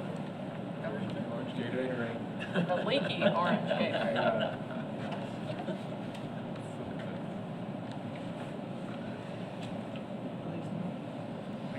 I don't know if he intended for us to wait on him, but. Okay. There he is. All right, thank you, board. Just wanted to share some highlights from our district signing day. We had May 1st. And so wanted to share some things that we've been working on over the last 3 years. A lot of support from teachers, companies, students, as well as you and our administrative team and the building. So it was a great event. We had 56 plus business partners who attended that event, and that was where we were focusing on, our 3 E's that we have centered and anchored our advanced professional pathways towards. So there's a quick glance of numbers of the business partners and the students that signed for that signing day. And we had approximately 185 total students that signed that day, both with the military and with companies. And so we broke those numbers down so that you could see our enlisted students, our enrolled students, and those who are actually going into the full-time workforce or part-time. And that could be going to college, that could be going to a full-time career. And so we did a 5-year trajectory on that with the chamber. And that signing group with the 5-year trajectory, the ones that were going into our regional workforce, that's going to be about a $4.5 million impact at the earnings that we're seeing them come into on an average of an hourly rate, which I thought was a really good indicator of where we're at. Indirect spending through our military enlistees is going to be roughly $1.5 million. So we're hitting close to $6 million in total capacity that's going to affect our region through this signing day. We'll keep tracking that as we move forward. We had an average hourly wage that's touching close to $20 an hour, so that's pretty life-changing for a lot of these students. Our employers are very targeted on growing leadership and also advancing the education of our students because they're developing leadership qualities. So I think overall we're seeing a really good progression path for our students as they enter into these different fields. And I thought overall it was a really great day. We've grown in numbers. Again, we hit a higher number this year of approximately 185, and since signing day, we've added about another 25 to those that total number. So we're hitting 200 as a district, and I think that's a good indicator of where we're going. We have companies who are coming to us all the time now as they're realizing this is what Springdale District is doing as opposed to a lot of other areas in the state. So we're getting a lot of good positive feedback. And I think a good problem is I talked to the Kimball representatives. 3 years ago when they started this venture, they hired 38. The retention is good. So this year they hired 3. But what that means is we've had 10 other companies come into the fold and hire our students out of that. So our retention is good, which speaks a lot to our students and to their ethic and how they're growing. And your son's still there. So I think overall that's a really good indicator of where our kids are at, the preparation they're getting, and the foundational relationships we're having with these companies. So you have any questions for me on any of that? It was a very impressive day. Yeah, thank you. Yeah, and to that point, we got a lot more impact with the medical kids this year, which we really were striving to do. You may or may not know, but we had our first district medical fair where we had 15 providers there back in April, and it was a really well put on event. We had over 200 kids interview for different provider opportunities, and I think so far we've had about 106 of them have second interviews and are accepting positions. So we'll see those numbers continue to grow. Okay, thank you. Thank you. All right, Ms. Clay.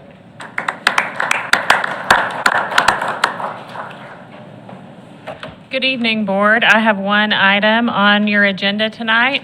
If you'll remember, about 3 years ago, we sought your approval to ask the State Board of Education for what we call an Act 1240 waiver.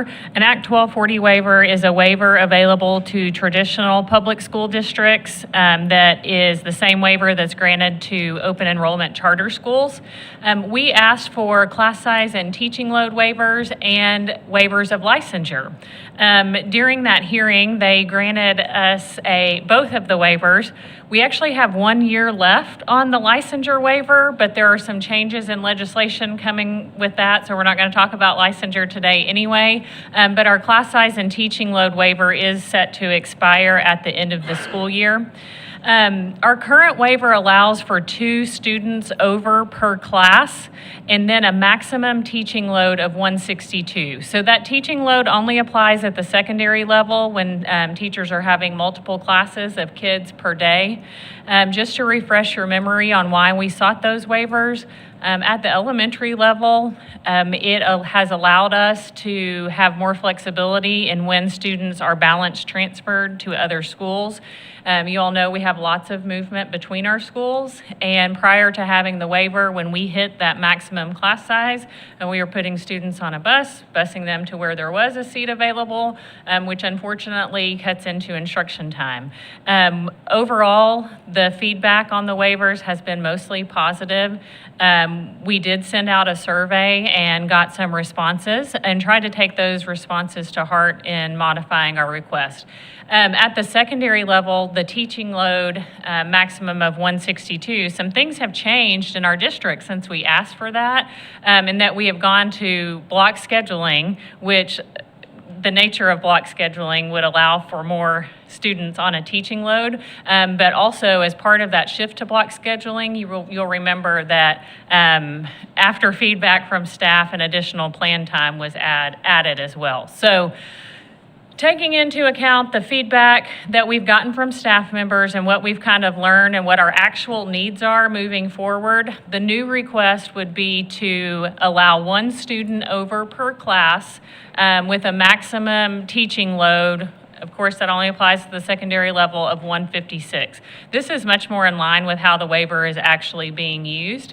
And if you approve the resolution that is in front of you, the next step would be for us to submit that to the State Board of Education and get on a meeting agenda in front of them to ask for an extension of our waiver.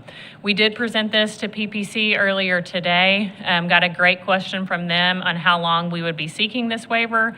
We had it for 3 years before. That's what the State Board gave us. We actually asked for 5. That's the maximum amount you can get, and they gave us 3. So we'll ask for 5 again and see what they would give us. Do you have any questions? If you don't have any questions, I would ask that there's a motion to approve the the resolution to seek approval of the 1240 waiver. Make a motion that we approve the request for the continuation of Act 1240 waiver for class size and teaching load. I'll second. I have a motion by Mrs. Creek and a second by Mr. Bell to approve the continuation of Act 1240 waiver for class size and teaching load. All those in favor? Aye. Opposed? Motion passes. Thank you. You're welcome.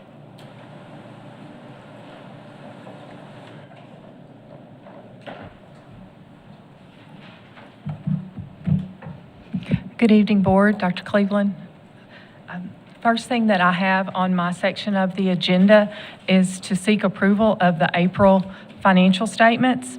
Those were in your packet.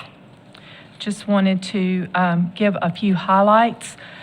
Property taxes current According to, at the end of April, we were at 64.86% towards our budgeted amount. We've already got notification so far this month, and we'll actually exceed our projection or our budgeted amount by about $1 million just through the month of May. Of course, we'll have some more revenue coming in June. Also wanted to note that usually we get our national board stipend amount from the state. Those will come in, I would expect, in May. Seems like they're just a little behind at the department getting those out to the districts. On the expenditure side, just wanted to note on vocational education, it looks like we're over budget, but as I've reminded you the last couple of months, we had some reimbursements for some projects to purchase some equipment for CTE that was not originally budgeted because we didn't know about that at the beginning of the year. So although it appears we're over budget, we really are not. It's just the way we had to put that into e-finance. So there was quite a bit of equipment that was reimbursed by the state. As y'all note, debt service fund, you'll see that payment coming out this month that will make our final payment for the year. It's about $9.5 million. That's salary, that's interest and principal together.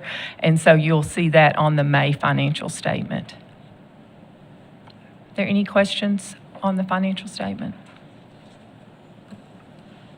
I think so. I'll entertain a motion for April financials. I make a motion that we approve the April financials as presented. So I have a motion by Mrs. Cook and a second by Mr. Ramos to approve the April 2025 financials as presented. All those in favor? Aye. Opposed? Motion passes. Thank you. The second item is the 2025-26 salary schedule adjustments. There was a memo in your board packet and kind of explains our thought processes. The recommendations, we took quite a bit of time and caution given our current projections. We know that for school year 27, our state foundation funding is going to decrease by $125 per student. That's about a $2.7 million reduction in funding based on just that one item alone. We're optimistic about the 25-26 school year. We want to remain mindful of future budget constraints and are committed to making sustainable decisions. So all that to say that we didn't want to do an increase that we might have to roll back in 2027. So that's why we are being very cautious with our proposal for this school year. And we have met with both SEA and the and PPC committees just prior to this meeting, and we got approval from both of those groups. So certified salary schedule, we're proposing adding $500 to the base of the salary schedule. This investment is about $1.08 million, and it would raise our starting salary for a certified teacher with a bachelor's degree and no experience to $54,100. It's effectively be an annual increase of $1,185. There's a $685 a year step increase built into the salary schedules at the present time. And then classified salary schedules, we recommend a 1% increase to the base of all classified salary schedules effective July 1 of 2025. This adjustment is estimated to cost about $400,000 and reflects our appreciation for the essential contributions of our classified team members. In addition, AAA sanctioned programs will transition from a stipend-based compensation model to an indexed pay structure. Any questions on that? When would the certified go into effect? They'll also go into effect July 1st on their next contract date. And I know we had talked about at one point a chart or something for our directors. Is that like the pay chart? Oh, yes, I think we have that available. I can get that to you. Yes, ma'am. Tell me again what the 680. Oh, there's a 685 step increase as people get more years of service. Every year, there's 685 built into the salary schedule. Is there something similar to the classified? Yes, there is. There's an increase. That average increase for classified is about, I don't think I have that with me, Mr. Ramos, but I think it's about 1.75%. And of course, that changes. We've got 22 different salary schedules for classified personnel with about 60 different lanes. And so there's quite a bit of difference as to, it's not just an easy 685 increase, but my estimation is that the increase for our certified staff is about 2.21% between this year and next year, and classified staff is similar. So where do we pace on par with other schools? So on other schools, we are, with the school to the north and the south of us, we will be the first, will be the highest paid with the 3 districts that are right here together. And then, of course, yes. I mean, we had a lot of good years there when we really recruited Yes, we, and touted our ability to pay the best in the state. That's caught up with us. yes, I think just the last 2 years. As our enrollment staggered, is stationed down, and Bentonville's the fastest growing district in the state. Bentonville is the fastest growing district in the state. They continue to grow. So, yeah, they get growth money. Is the decrease of 125 per student because of the new funding formula? No, the decrease is because the state is taking the insurance money of roughly $336 per person, and they're allocating that straight to educational benefits division. So we're taking it from the district per person, and you say, well, why would that make any difference? Well, not every person in our district is an insurance taker, an insurance user. So when that happens, since it's a funding formula, they give that to us to apply to everyone. Since not everyone is participating, then we use that in some other areas. Well, now if they're taking that amount per person, it's a reduction of 2.7. $2.7 million. That's produced from the budget that we don't have.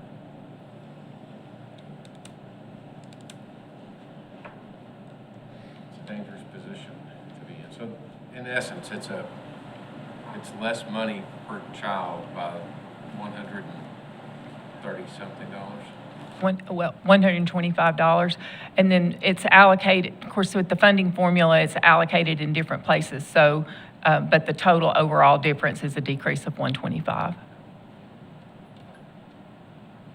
But that's obviously going to pull from, you said it's allocated different places, but it pulls some of it from salaries. Yes, so how I meant that was for the $334 is actually coming out of teacher salary and benefits. That's where they're reducing it because of the insurance. But then we've got some gains in other portions of the funding matrix. And so the net effect is a 125. So you feel confident that we can make those increases and still be okay going forward? Yes, ma'am. Depending on our student enrollment being enrolled Right. in the state. And the SEA and the PPCD stuff?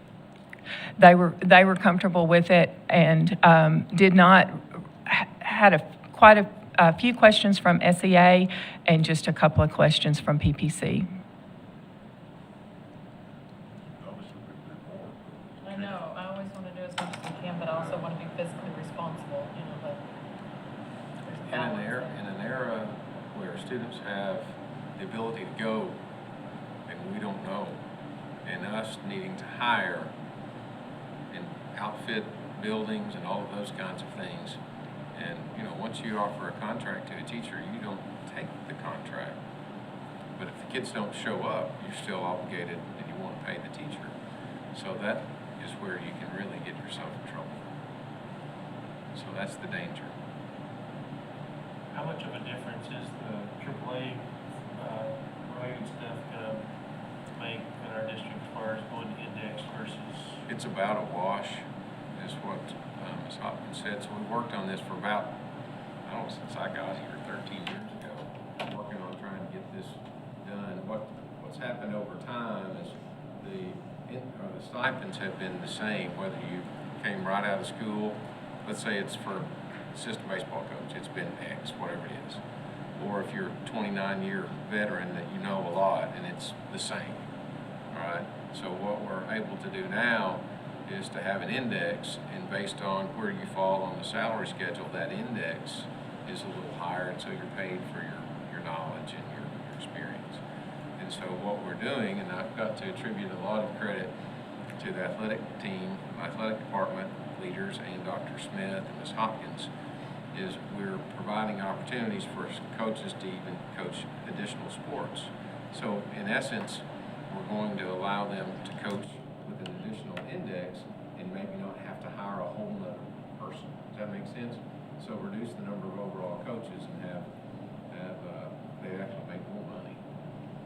But If this works for band also, is band part of AAA? yes, Band and choir. anything that's under the AAA umbrella. We tried to be as fair as we could all the way around. And Dr. Smith's here, and she's able to speak to that, I'm sure, as well. A lot of effort in this.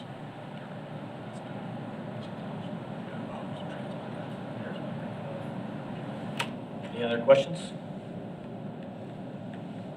But if this is approved, we'll be able to build all these schedules and publish these on websites. We'll send those out to you.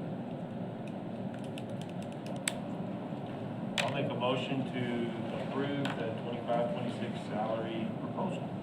Second that. So a motion by Mr. Hutchinson and a second by Mr. Bell to approve the 25-26 salary proposal as presented. All those in favor? Aye. Opposed? Motion passes. Thank you. The very last item I have is a resolution for the purchase of 305 Deaver Street in Springdale. It's a property that's adjacent to Treehouse Pantry. Yes. We discussed that. I know you've seen it too, you know, Treehouse Pantry. It's it's a small property, house that we can actually use for teacher housing for the time being until that property is developed further. It's just on the other side of that concrete ditch. So this expands the Treehouse Pantry property. How much property is it? It's small. Just the fence line? Yes, 2/10 of an acre. 2.23 or something like that. But we own the other side of it. So we own this, and that dissects the two pieces of property. Does that still leave the other house right there in the? There's one that is not ours, correct? But we have an easement through here, even though we own this There's a property. road, this is an alley, so if y'all are all looking at it, there's a road between one house and the other, and it's actually an alley that goes all the way through there. But this is our property, and that would be our property, connects a couple of acres, squares it up, if you will. It's a very good purchase, necessary for our future plans. What's the price to that one? I can't hear you, Mr. Price Nice. 200 even, 200, yeah. Yeah, they were asking 250, came down to 200.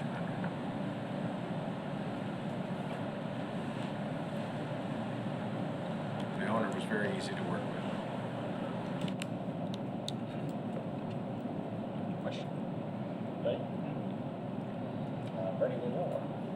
Make a motion to approve the purchase of the property at 305 Deaver Street. Is that what that is? Second. So a motion by Mr. Ramos and a second by Mr. Hutchinson to approve the purchase of 305 Deaver Street. All those in favor? Aye. Aye. Opposed? Motion passes. Thank you. You're welcome.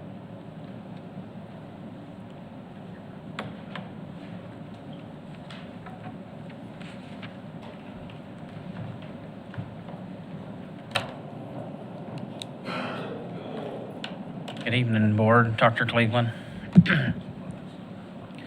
So I've got a construction update. This is the Industrial Arts Building. So this is actually the safe room, and then the open area around it is the lab space for all the CTE programs.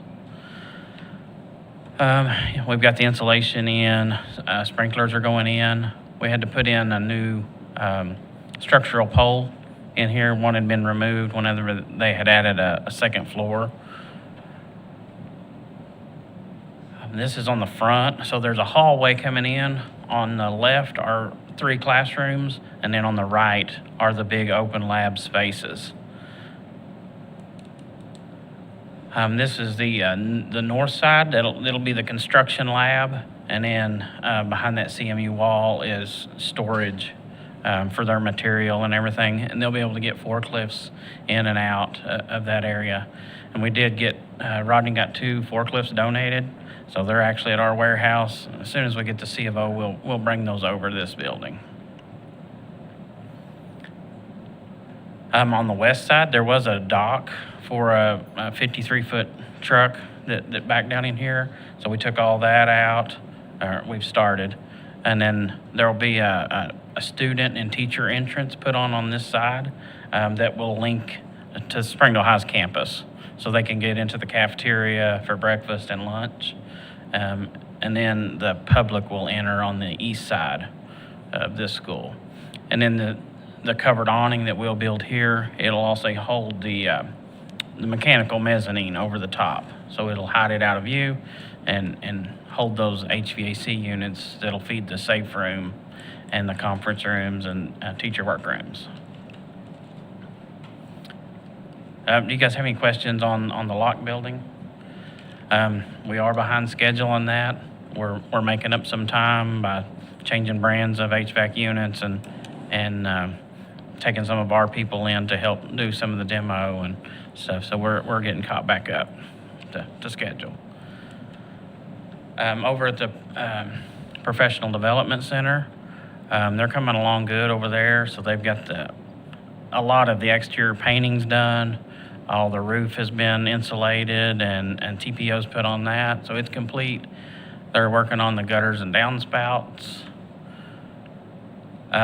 So this is on the second floor.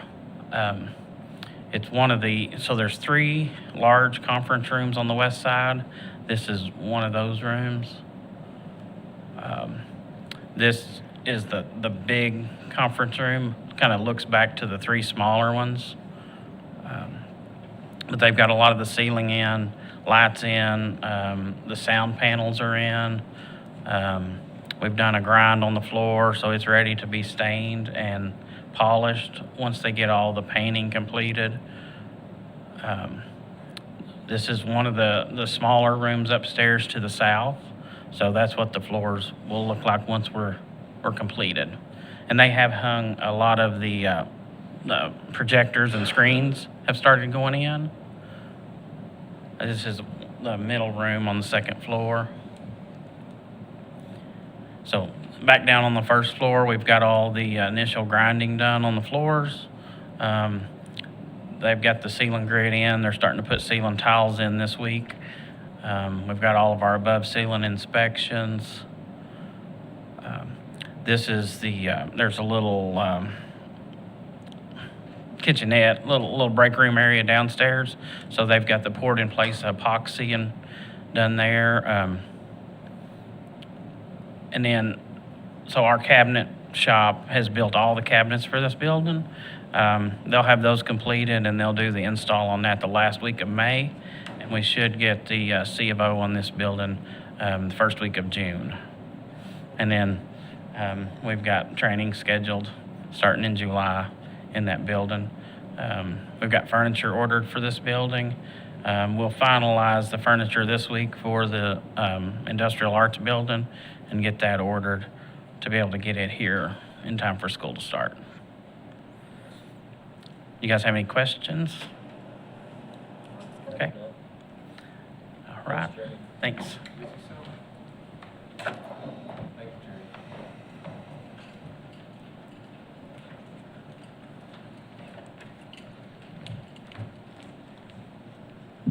Good evening, School Board and Dr. Cleveland. My name is Valerie Hanna, and I am the SEA President and an educator here in Springdale.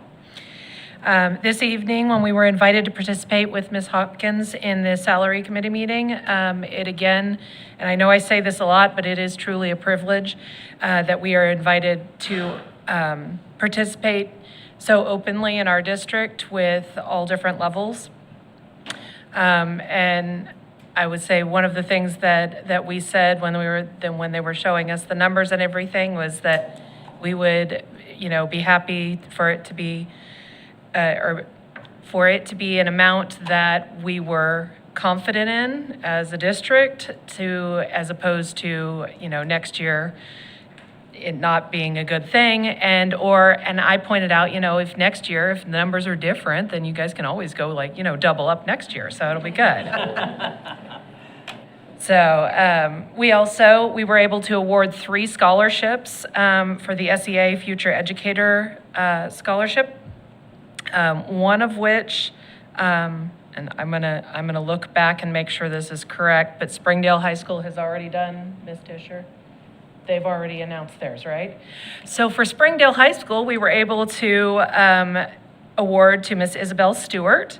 The other 2 high schools do not announce their scholarships until the 16th. I'm not sure which day of the week that is, because at this point, we got 9 days left of school, and that's as far as my brain's gonna go. But we were very excited to be able to have a scholarship for HAR-BER and for DTSOI. And we're really hopeful that maybe in the future, next year, Archer will have a submission to us, because we would really like to be able to give that out also.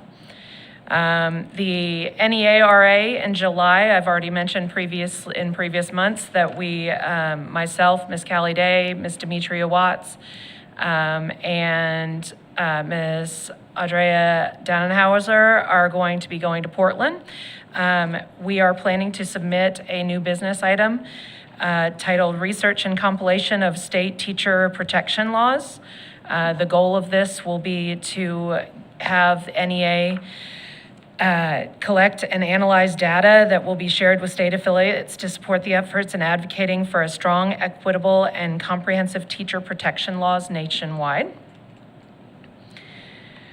And then about the time we get home from that, on the 7th, myself and Ms. Day have been selected to participate in the NEA Leaders for Just Schools program. It's a 3-year commitment to training to becoming more responsive educators.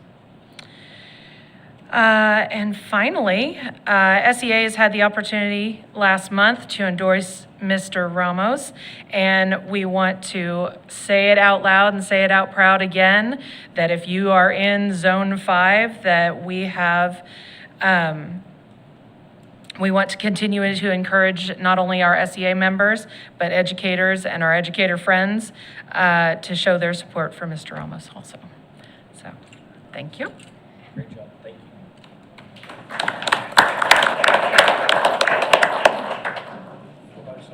Someone signed up, but they crossed their name out, so there's nobody over there. Must have done a good job. Anything else? Absolutely. Well, with that, meeting is adjourned. Thank you for coming.